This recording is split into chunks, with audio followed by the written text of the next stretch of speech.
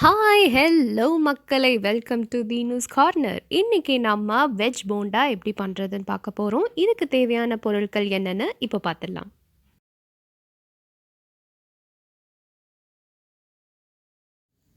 இப்போ ஒரு தவாவில் 2 ஸ்பூன் எண்ணெய் ஊற்றுவோம்.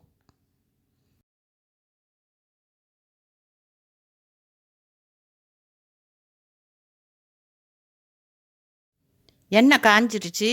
1 ஸ்பூன் கடுகு, 1 ஸ்பூன் வெள்ளை உளுத்தம்பருப்பு போட்டுக்கலாம். அதில் கருவேப்பிலை போட்டுடலாம். 4 வெங்காயத்தை பொடிசாக நறுக்கி இதில் போட்டிருக்கேன். 2 பச்சை மிளகாயை பொடிசாக நறுக்கி போட்டிருக்கேன். 1/2 ஸ்பூன் பெருங்காயத்தூள் போட்டிருக்கேன். 2 கேரட்டை பொடியாக நறுக்கி போடுறேன். 1 கப் பொடியாக நறுக்கின பீன்ஸை போட்டுறேன். பொடியாக நறுக்கின முட்டைக்கோஸ் 1 கப்பு போட்டுக்கிறேன். 3 உருளைக்கிழங்க வேக வச்சு தோலை உரித்து கட் பண்ணி போட்டிருக்கேன். சின்ன ஸ்பூனில் 1 ஸ்பூன் உப்பு போட்டுக்கிறேன். சாட் மசாலா 1 ஸ்பூன் போட்டுக்கிறேன். 1/2 கைப்பிடி கொத்தமல்லி கீரை போட்டுக்கலாம். இதில் 1/4 டம்ளர் தண்ணி ஊற்றி நல்லா வேக வச்சு நம்ம இறக்கிடலாம். அதில் 2 ஸ்பூன் கடல மாவு போட்டு நல்லா பிசைஞ்சுக்கோங்க.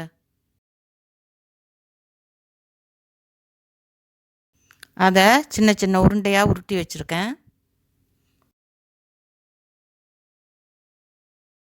இதுக்கு நான் 200 கிராம் பஜ்ஜி மாவு, ரெடிமேட் பஜ்ஜி மாவு எடுத்திருக்கேன்.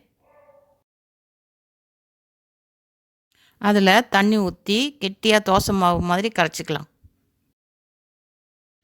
இப்போ தவாவில் வறுக்கிறதுக்கு எண்ணெய் ஊற்றிக்கலாம்.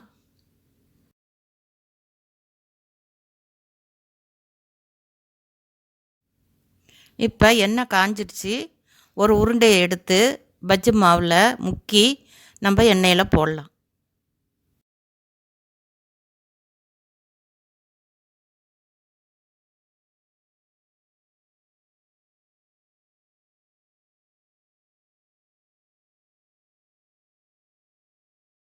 இப்போ போண்டா நல்லா வறுத்தாச்சு. இப்போ எடுத்துக்கலாம். இந்த வீடியோ உங்களுக்கு பிடிச்சிருக்குன்னா லைக் பண்ணுங்கள், ஷேர் பண்ணுங்கள், மறக்காமல் சப்ஸ்கிரைப் பண்ணிவிட்டு பக்கத்தில் இருக்கிற பெல் ஐக்கானையும் கிளிக் பண்ணிவிடுங்க.